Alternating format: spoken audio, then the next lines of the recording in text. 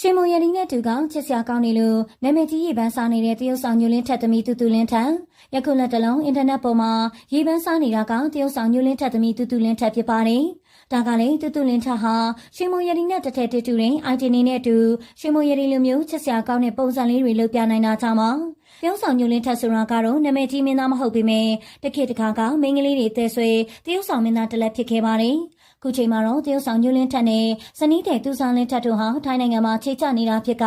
ချစ်စရာကောင်းတဲ့သားလေးနဲ့သမီးလေးကိုရရှိထားတာဖြစ်ပါတယ်။ဒီလိုချိန်မှာတခေတ်တခါက